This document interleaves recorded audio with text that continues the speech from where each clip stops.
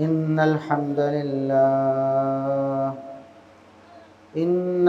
لله نحمده ونستعينه ونستغفره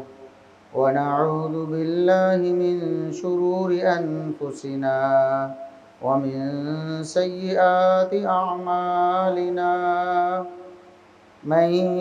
يهده الله فلا مضل له ومن يضلل فلا هادي له. أشهد أن لا إله إلا الله وحده لا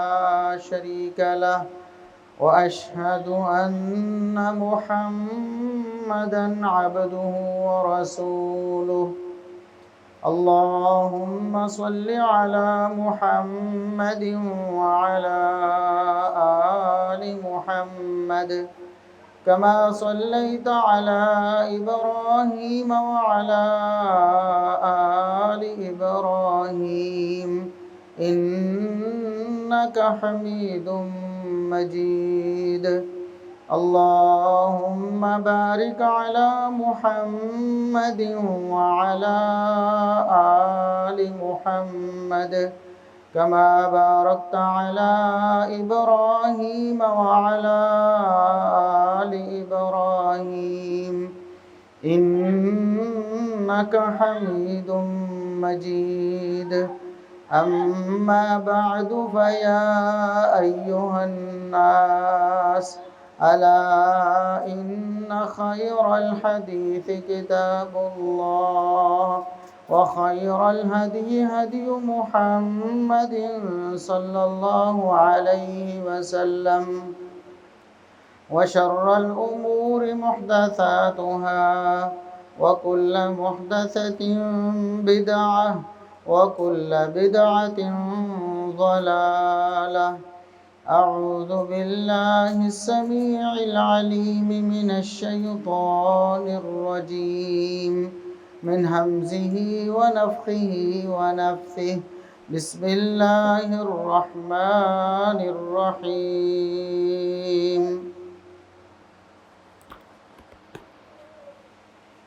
ما كان محمد أبا أحد من رجالكم ولكن رسول الله وخاتم النبيين وكان الله بكل شيء عليما.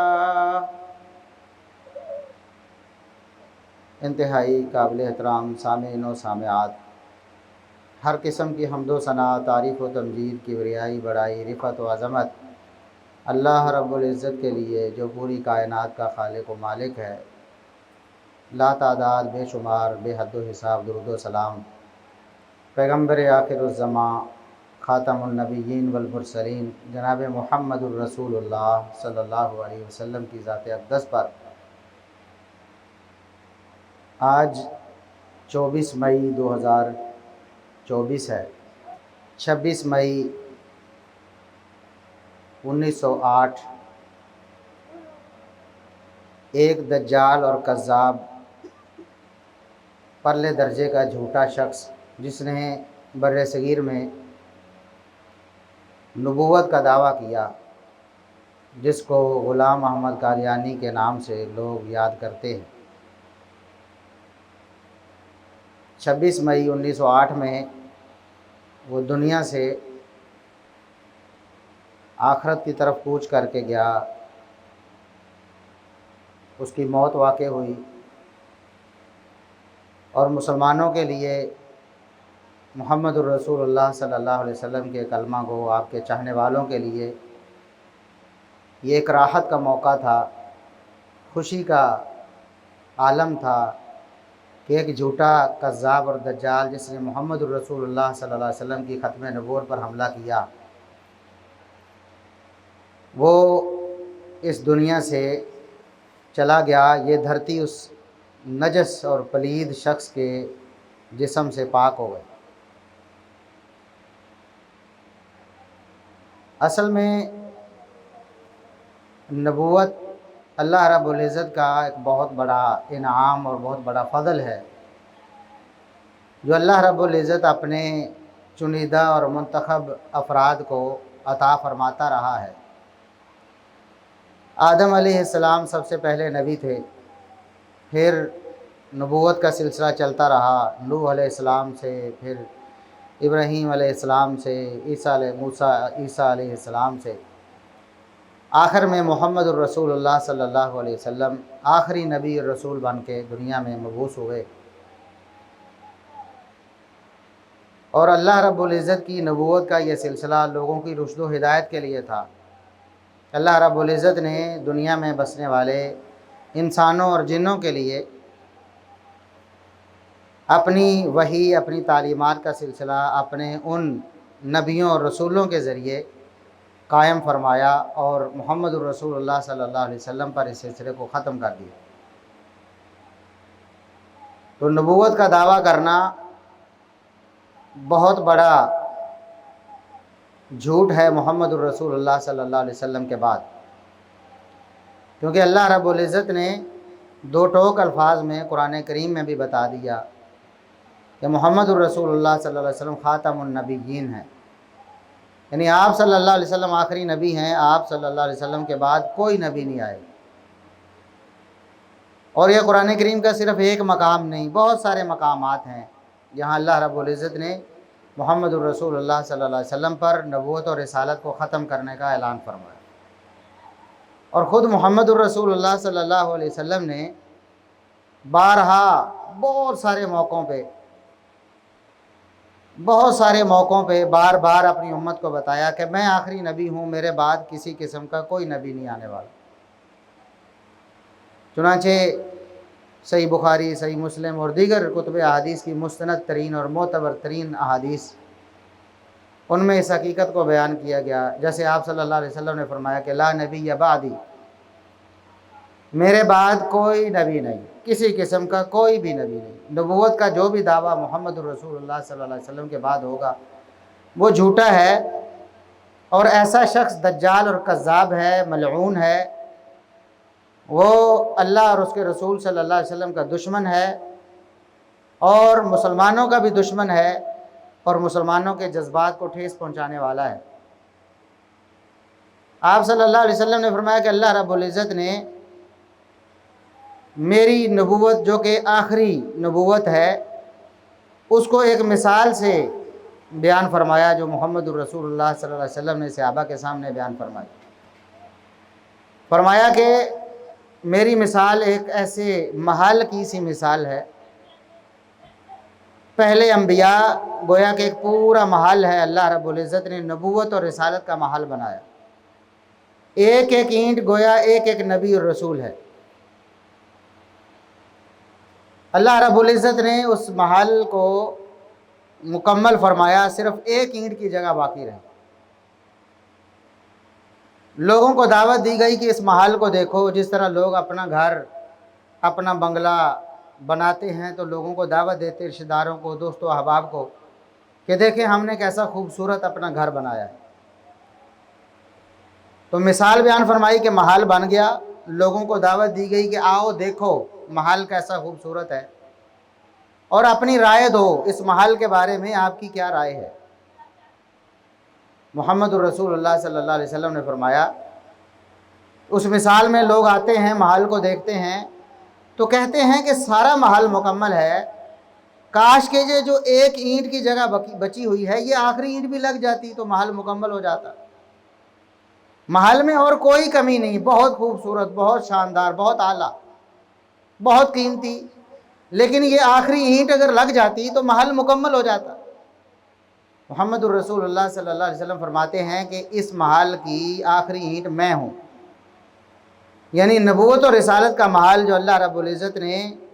اس کو شروع کیا تھا آدم علیہ السلام سے، وہ ختم میرے اوپر ہوا ہے، وہ آخری اینٹ میں ہوں اور میں لگ گیا ہوں نبوت اور رسالت کے محل میں آخری اینٹ۔ چنانچہ اب میرے بعد کسی قسم کا کوئی نبی نہیں، محل مکمل ہو چکا ہے، اس کے بعد جو دعویٰ کرے گا کہ میں نبی اور رسول ہوں وہ جھوٹا ہے۔ اور آپ صلی اللہ علیہ وسلم نے فرمایا کہ قیامت سے پہلے 30 بڑے بڑے دجال اور کذاب آئیں گے، بڑے بڑے، جو دعویٰ کریں گے، ان میں سے ہر ایک یہ دعویٰ کرے گا کہ وہ نبی ہے، یعنی آپ صلی اللہ علیہ وسلم نے فرمایا کہ میرے بعد جو بھی نبوت کا دعویٰ کرے کذاب اور دجال ہے، بہت بڑا پرلے درجے کا جھوٹا ہے، ذلیل اور نیچ انسان ہے۔ اس کے باوجود، اتنی واضح تعلیمات کے باوجود بھی لوگوں نے کوشش کی کہ ختم نبوت کے محل میں وہ نقب لگائیں، چھیڑخانی کریں، ختم نبوت کے عقیدے کو مسلمانوں سے چھین لیں، مسلمانوں کے دلوں میں شکوک و شبہات پیدا کریں اور ان کو یہ باور کروائیں کہ ہو سکتا ہے کہ محمد صلی اللہ علیہ وسلم کے بعد بھی کوئی نبی ہو۔ آپ صلی اللہ علیہ وسلم دنیا سے تشریف لے گئے تو فوری بعد ایک فتنہ کھڑا ہوا۔ سیدنا ابو بکر صدیق رضی اللہ عنہ نے اس فتنے کا قلع کما کیا اور اس فتنے کی طرف اتنی زیادہ توجہ دی اور اتنا زیادہ اس کا قلع کما کرنے کے لیے اہتمام کیا کہ اگر آپ اسلام کی تاریخ کو دیکھیں تو محمد الرسول اللہ صلی اللہ علیہ وسلم کی حیات مبارکہ میں کفار کے ساتھ درجنوں مارکے ہوئے، بڑے بڑے مارکے، ان کی بات کر رہا ہوں، درجنوں، جس طرح بدر ہے، احد ہے، تبوک ہے، حنین ہے، اس طرح کے احزاب ہے، بڑے بڑے جو مارکے ہوئے ہیں درجنوں کی تعداد میں۔ ان مارکوں میں ٹوٹل جو صحابہ کرام شہید ہونے والے ہیں ان کی تعداد کم ہے، اور یہ جو فتنہ تھا جس کو دبانے کے لیے سیدنا ابو بکر صدیق رضی اللہ عنہ نے جہاد کیا اور اس فتنے کو اس دھرتی سے ختم کر دیا، اس کا صفایا کر دیا۔ اس مارکے میں جتنے رسول اللہ صلی اللہ علیہ وسلم کی ساری حیات مبارکہ میں غزوات میں صحابہ شہید ہوئے ہیں، اس سے زیادہ اس ایک غزوے میں، اس ایک مارکے میں شہید ہوئے۔ یعنی اتنا زیادہ صحابہ کرام رضوان اللہ علیہم اجمعین نے اپنا خون دے کر اس فتنے کا قلع کما کیا۔ وہ فتنہ کیا تھا؟ ختم نبوت پر ڈاکہ مارنے والا فتنہ۔ مسیلمہ کذاب، جو رسول اللہ صلی اللہ علیہ وسلم کی حیات مبارکہ میں بھی اس کی خواہش تھی اور اس نے دبے لفظوں میں اظہار کیا تھا کہ مجھے آپ اپنا جانشین بنا دیں، آپ کے بعد میں مسلمانوں کا سربراہ بن جاؤں، تو آپ صلی اللہ علیہ وسلم نے اس کو جھٹک دیا تھا، کیونکہ وہ ایک قبیلہ تھا۔ قبائلی جو نظام ہوتا ہے اس میں عصبیت پائی جاتی ہے، اپنے قبیلے کی لوگ فیور کرتے ہیں، چنانچہ اس کا جو قبیلہ تھا اس کے لوگ اس کے ساتھ کافی تعداد میں تھے، چنانچہ اس نے اس افرادی قوت کے بل بوتے پر محمد الرسول اللہ صلی اللہ علیہ وسلم کو بلیک میل کرنے کی کوشش کی کہ دیکھیں میرے ساتھ اتنے افراد ہیں، میں اس شرط پہ آپ کے ساتھ شامل ہو جاتا ہوں، آپ کے ہاتھ میں بیعت کر لیتا ہوں، آپ کی نبوت اور رسالت کو مان لیتا ہوں کہ آپ یہ فرما دیں کہ میرے بعد یہ معاملہ میرے سپرد ہو جائے۔ آپ صلی اللہ علیہ وسلم نے فرمایا کہ تم تو یہ بات کرتے ہو کہ مسلمانوں کے ساروں کی میں حکومت، سربراہی یا نبوت کی جو بات کرتے ہو میں تمہارے سپرد کر دوں، میں ایک تنکا بھی تمہارے سپرد نہیں کروں، دفع ہو جاؤ۔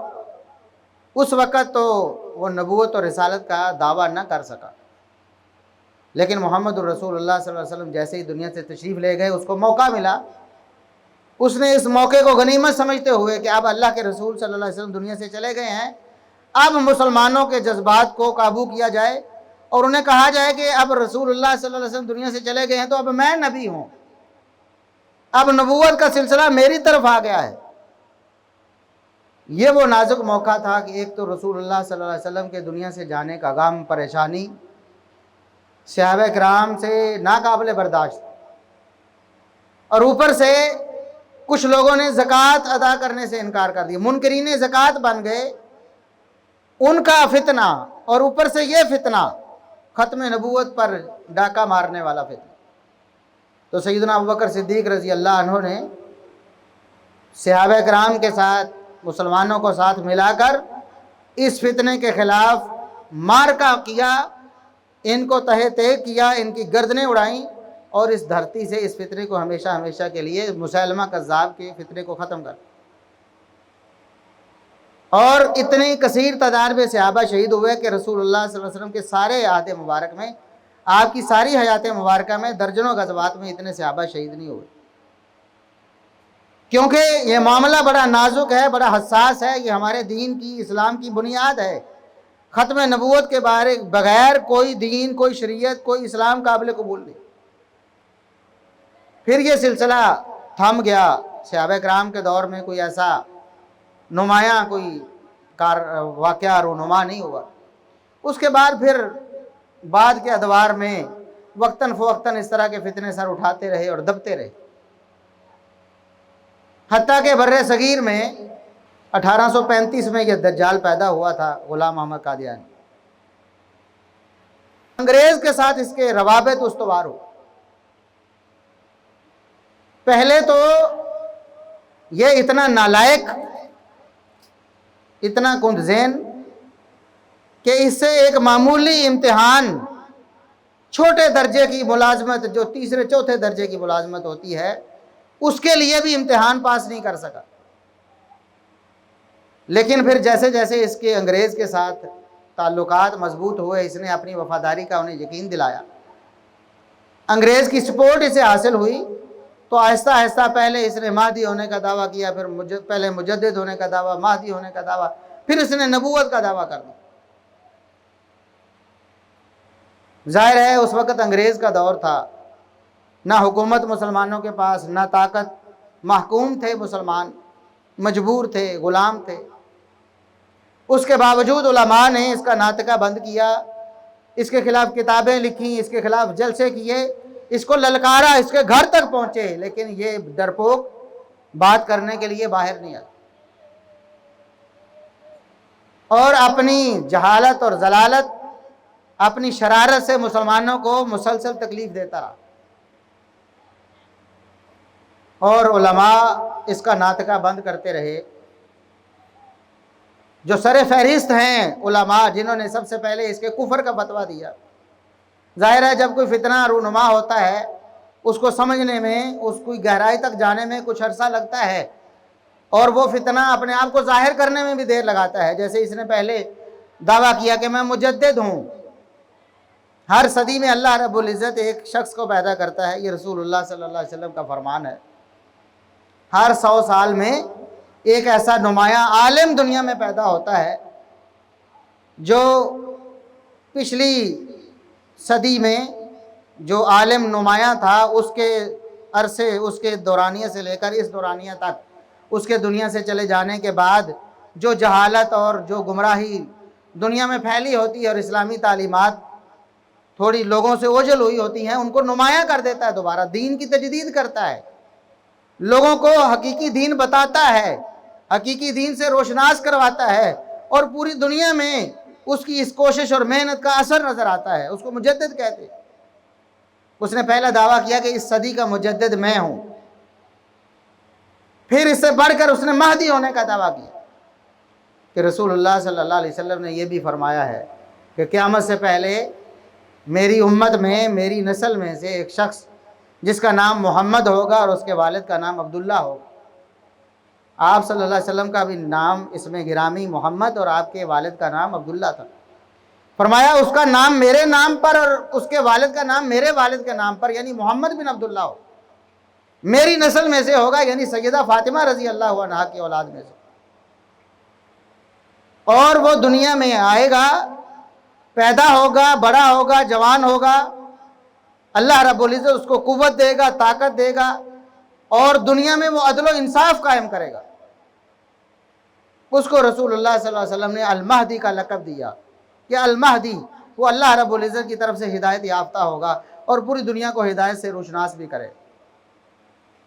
یہ آخری زمانے میں قیامت سے پہلے پہلے جو نشانیاں ہیں، ان میں سے ایک مہدی کے آنے کی نشانی بھی ہے۔ اس دجال نے دعویٰ کر دیا بعد میں کہ میں مہدی بھی ہوں، یعنی ایک ایسی شخصیت جو اللہ کے رسول صلی اللہ علیہ وسلم کی نسل سے دنیا میں تشریف لانے والی ہے، پیدا ہونے والی ہے، اور اسے دنیا میں عدل و انصاف کو فروغ ملے گا، وہ میں ہوں۔ حالانکہ اس کا نام غلام احمد ہے، اس کا نام محمد نہیں ہے، اس کے والد کا نام عبداللہ نہیں ہے، لیکن اس نے جھوٹ بول کر یہ دعویٰ کر دیا تاکہ لوگ میری طرف متوجہ ہوں۔ پھر اینڈ میں اس نے دعویٰ کر دیا کہ میں نبی ہوں، میں نبی ہوں، میں موسیٰ ہوں، میں عیسیٰ ہوں، میں آدم ہوں، میں نوح ہوں،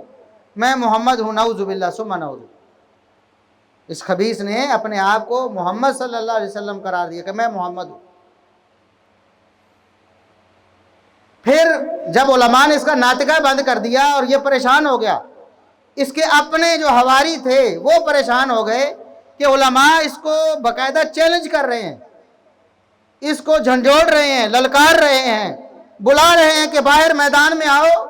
چوہے بن کے بل میں گھسے ہوئے ہو، باہر آ کر ہمارے ساتھ بات کرو، ہم تمہیں جھوٹا ثابت کریں۔ نہ اب یہ باہر آ سکتا تھا، اتنی جرت نہیں کر سکتا تھا، اور بے عزتی بھی اس سے برداشت نہیں ہوتی تھی۔ پھر اس نے ایک پمفلٹ نکالا جس کو اس نے اپنی دعا قرار دیا کہ میں اللہ رب العزت سے دعا کر رہا ہوں۔ کہتا ہے کہ نعوذ باللہ اللہ نے مجھے نبی بنایا ہے اور یہ مجھے جھوٹا کہہ رہے، اسے مجھے دکھ ہوتا ہے کہ مجھے جھوٹا کہہ رہے، میں اللہ کا نبی ہوں۔ اور یہ الفاظ اس نے خود لکھے، کسی نے اس کو یہ نہیں کہا کہ آپ یہ الفاظ لکھو، بلکہ اس نے کہا کہ یا اللہ میں فیصلہ چاہتا ہوں، تو ہمارا فیصلہ کر دے، میں ایک طرف ہوں اور یہ جو علماء ہیں یہ ایک طرف ہیں، یہ مجھے جھوٹا کہہ رہے ہیں، لوگوں میں مجھے بدنام کر رہے ہیں، مجھے پریشان کر رہے ہیں۔ اب میں اتنا پریشان ہو رہا ہوں کہ ایک تو مجھے میرے کفر کا فتویٰ دیا ہے، سب سے پہلے مولانا محمد حسین بٹالوی رحمۃ اللہ علیہ، انہوں نے اس کے کفر کا فتویٰ مرتب کیا اور پورے بر صغیر میں، پاک و ہند میں، تقسیم سے پہلے کی بات، پورے بر صغیر میں علماء کے پاس وہ فتویٰ مرتب کر کے بھیجا کہ یہ اس دجال کے عقائد ہیں، یہ نظریات، یہ اس کے دعوے ہیں، اور ہم اس کو کافر قرار دے چکے ہیں، آپ کی کیا رائے ہے؟ اب ظاہر ہے کہ جب وہ دعوے پڑھتے تھے تو سوائے کفر کے فتوے کے اور کچھ نہیں، سب علماء سے اتفاقی کفر کا فتویٰ لے کر اس کو شائع کر کے پورے بر صغیر میں، دنیا میں پھیلا دیا۔ کہتا ہے کہ انہوں نے مجھے بہت تنگ اور پریشان کیا ہے۔ اور پھر مولانا ثناء اللہ امرتسری رحمۃ اللہ علیہ، جنہوں نے اس کے خلاف اتنا کام کیا، اتنی کتابیں لکھی، اس کے علاقے میں گئے، مناظرے کے لیے اس کو چیلنج کیا، مولانا ثناء اللہ امرتسری رحمۃ اللہ علیہ کہتا ہے کہ ثناء اللہ نے مجھے بڑا پریشان کیا ہے، یا اللہ میں تجھ سے فیصلہ چاہتا ہوں، اگر میں سچا ہوں واقعی نبوت کے دعوے میں اور ثناء اللہ جھوٹا ہے، تو یا اللہ ثناء اللہ کو میری زندگی میں میرے سامنے اذیت ناک موت دے دے، بری حالت میں، برے طریقے سے مر جائے، اور یہ لفظ ہے ہیضے میں مبتلا کر کے اس کو مار دے،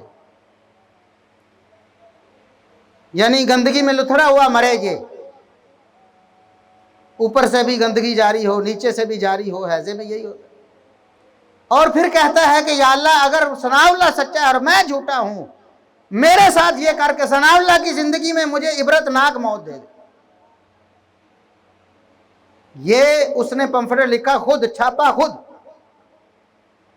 مولانا ثناء اللہ امرتسری رحمۃ اللہ علیہ تو اس کو للکار رہے تھے نا، انہوں نے یہ نہیں کہا کہ مرنے کی دعا کرو، اس نے کی بد دعا، خود اللہ سے فیصلہ چاہا، اور 26 مئی 1908 یعنی اپنے اس پمفلٹ کے شائع کرنے کے کچھ عرصے بعد، یہ بالکل اسی طرح ہیضے میں مبتلا ہو کر خود اس کے بیٹے نے اس کی سوانح حیات میں لکھا، جو اس نے اپنے باپ کی سیرت پہ کتاب لکھی جس کو وہ نبی کہتا ہے، اس میں اس نے لکھا کہ میرے باپ کی موت کیسے واقع ہوئی، سارا واقعہ لکھا، اتنے دن بیمار رہا اور یہ حالت رہی، اوپر سے بھی الٹیاں کیا کرتا رہا اور نیچے سے بھی موشن جاری تھے، بدترین ہیضے کی حالت میں یہ مر گیا، یہ بدبخت اور یہ مردود۔ اور یہ کتنا بڑا اللہ رب العزت کا معجزہ ہے، کتنا بڑا لوگوں کو دکھانے کے لیے کتنی بڑی نشانی ہے، کتنی بڑی عبرت ہے کہ مولانا ثناء اللہ اس کے مرنے کے بعد 40 سال تک زندہ رہے، 40 سال تک زندہ رہے۔ یہ بدبخت اللہ رب العزت کے دربار میں خود بد دعا کر کے، اس بد دعا کا شکار ہو کر، جھوٹا ثابت ہو کر، اپنی زبانی اللہ سے فیصلہ طلب کر کے، اللہ کے فیصلے کے مطابق جھوٹا ثابت ہو کر اس دنیا سے بری حالت میں بدترین موت کا شکار ہو کے چلا گیا۔ یہ ختم نبوت کے ڈاکوؤں کا حال ہوتا ہے۔ آج بھی ختم نبوت کے حوالے سے طرح طرح کے شوشے چھوڑے جاتے ہیں۔ اس عقیدے کو مشکوک بنانے کے لیے کبھی ہمارے قانون میں رد و بدل کی کوشش کی جاتی ہے، آئین میں کوشش کی جاتی ہے چھیڑ چھاڑ کرنے کی، کبھی قادیانیوں کے حقوق کے نام پر اس طرح کے شوشے چھوڑے جاتے ہیں، کبھی ان کو مظلوم ثابت کیا جاتا ہے کہ قادیانی جو ہیں وہ اقلیت ہیں، وہ بہت مظلوم ہیں، پاکستان میں ان پر بہت ظلم ہوتا ہے۔ حالانکہ یہ سب کچھ جھوٹ ہے۔ جب شرارت کریں گے مسلمانوں کو اتنا زیادہ دکھ اور رنج پہنچانے والے، یاد رکھیں کہ قادیانی واجب القتل ہیں، مرتد ہیں، اسلامی حکومت ہو تو ان کی سزا قتل ہے، ایک لمحے کے لیے بھی ان کو زندہ رہنے کا حق نہیں۔ لیکن ہم قانون کے مطابق چلنے والے ہیں، قانون کو ہاتھ میں لینے کے حامی نہیں ہیں۔ ہم یہ نہیں کہتے کہ خود کوئی بندہ جا کے قادیانیوں کو گولی مار دے یا ان کو پھانسی چڑھا دے، نہیں، اسلامی حکومت ہو تو ان کی سزا قتل ہے، واجب القتل ہے، ایک لمحے کے لیے بھی زندہ رہنے کے حقدار نہیں ہیں۔ اتنے بڑے مجرم ہیں اللہ اور اس کے رسول اور مسلمانوں کے، اس کے باوجود ہم نے ان کو قانون سے مجبور ہو کر اپنے ہاں رہنے کی اجازت دی، رہ رہے ہیں۔ پھر جب یہ شرارت کرتے ہیں، بہت سی جگہوں پہ ایسے معاملات سامنے آئے ہیں، فائرنگ کرنے کے واقعات، چھیڑ چھاڑ کے واقعات، مسلمانوں کو دیوار سے لگانے کی کوششیں، مسلمانوں کے قبرستانوں میں اپنے گندے مردے وہ ان کو دفنانے کی کوششیں۔ پھر اس طرح کے جب معاملات ہوتے ہیں، پھر لڑائی جھگڑا ہوتا ہے، مسلمانوں کے جذبات مجروح ہوتے ہیں، پھر یہ واویلا کرتے ہیں کہ ہمارے اوپر بڑا ظلم و ستم ہوتا ہے۔ تو آج بھی یہ کوششیں جاری ہیں ختم نبوت پر ڈاکہ مارنے کی۔ آپ کو ہوشیار رہنا ہوگا، آپ کو بیدار رہنا ہوگا۔ ختم نبوت ہمارا اساسی اور بنیادی عقیدہ ہے، اس کے بغیر نہ کوئی ایمان، نہ کوئی دین، نہ کوئی شریعت، نہ کوئی اسلام اللہ رب العزت کے ہاں کچھ بھی قبول نہیں۔ اگر ذرا برابر بھی اس میں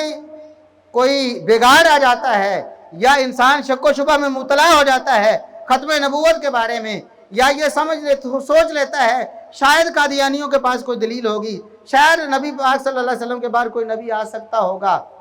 نبی کسی کو نہ بھی مانے لیکن یہ شک اس کے دماغ میں آ جائے، دل میں آ جائے، تب بھی اس کا ایمان ضائع ہو جائے۔ تو اس عقیدے کو سمجھیں اور ختم نبوت کے ڈاکو جو گزر چکے ہیں ان کے بارے میں بھی نفرت انگیز جذبات اپنے دل میں بھی رکھیں، اپنی نسلوں کو بھی منتقل کریں۔ یہ جو ہوتا ہے نا رواداری کے نام پہ، سب کے احترام کے نام پہ، جی ہر مذہب کا احترام ہونا چاہیے، مذاہب کا احترام ہم کرتے ہیں اللہ کے فضل سے۔ مذاہب کے جو آسمانی مذاہب ہیں، جو موسیٰ علیہ السلام سے منسوب مذہب ہے، اس کا بھی ہم احترام کرتے ہیں۔ موسیٰ علیہ السلام کی عزت اور تکریم، عیسیٰ علیہ السلام کی عزت اور تکریم، یہی دو مذاہب جو آسمانی ہیں ہمارے ماحول معاشرے بلکہ دنیا میں آج پائے جاتے ہیں، عیسائیت اور یہودیت۔ یہ دو آسمانی مذاہب ہیں، اگرچہ انہوں نے بھی اپنے مذاہب کو بگاڑ لیا ہے، تحریف کر لی، اپنی کتابیں بدل لی، اس کے باوجود ہم ان کو جینے کا حق دیتے ہیں، ان کو اپنے ہاں باقاعدہ پناہ دیتے ہیں، ہمارے ملک میں رہتے ہیں۔ کوئی ایسا ہمارے نہ ان کے ساتھ ہم کوئی ایسی دشمنی رکھتے ہیں، کوئی ایسی جنگ اور عداوت ہوتی ہے ہماری، کچھ نہیں۔ لیکن یہ جو قادیانیت ہے یہ کوئی مذہب نہیں ہے، یہ اسلام کے خلاف سازش ہے، یہ اللہ اور اس کے رسول صلی اللہ علیہ وسلم کی دشمنی ہے جو مسلمانوں سے کبھی برداشت نہیں ہوئی۔ اس لیے ان قادیانیوں اور ان کے ہتھ کنڈوں کو آج نوجوانوں کو وہ بڑے طریقوں سے کبھی ویزوں کا لالچ دے کر باہر بلائیں گے، جی ہم آپ کو فلاں ملک میں سیٹل کریں گے۔ بہت سے نوجوان اپنا ایمان برباد کر لیتے ہیں، کبھی رشتوں کا لالچ دے کر ان کے ایمان کو برباد کرتے، کبھی پیسے کا لالچ دے کر۔ ہم نے اپنی آنکھوں سے مشاہدہ کیا ایسے لوگوں کا جن کو لاکھوں روپے دے کر انہوں نے دستخط کروائے تھے کہ ہم قادیانی ہونے کا اعلان کرتے۔ ان پڑھ طبقہ، مزدور طبقہ، یہ جو کھیتوں میں کام کرنے والے ایسے لوگوں کو، یہ جو لینڈ لارڈ ہیں کئی علاقوں میں قادیانی، وہ ایسا کرتے۔ کئی ایسے لوگ تھے، کئی ایسے خاندان تھے، اللہ کے فضل سے ہم نے ان کے قرضے اتار کے ان کو سمجھا کے کہ دیکھو کس دلدل میں جا رہے ہو تم، ان کو واپس اسلام میں لائے۔ یہ ایسے خطرناک لوگ ہیں ہمارے ملک میں رہ کر جو اسلام کے نام پہ، محمد رسول اللہ صلی اللہ علیہ وسلم کے نام پہ بنا ہے، ہمارے ملک میں رہ کر ہمارے دین اسلام کے خلاف سازشیں کر رہے، ہمارے ملک کے دشمن ہیں۔ کہتے ہیں یہ آئین جو ہے، یہ قانون جو ہے جس میں قادیانیت کو کفر قرار دیا گیا، اور ان کو غیر مسلم ڈکلیئر کیا گیا ہے، یہ آئین اس کو گالیاں دیتے ہیں، ہمارے ملک کے دشمن ہیں، ملک توڑنے کے لیے کوششیں کرتے ہیں۔ اس لیے ان سے آگاہ ہونا ہوگا۔ اللہ سے دعا ہے کہ اللہ رب العزت ان بدبختوں کی تمام سازشوں کو، کوششوں کو ناکام فرمائے اور ختم نبوت پر ہمیں ثابت قدم رکھے، ہماری نسلوں کو بھی ختم نبوت کا سبق یاد رکھنے کی توفیق عطا فرمائے۔ وآخر دعوانا الحمدللہ رب العالمین۔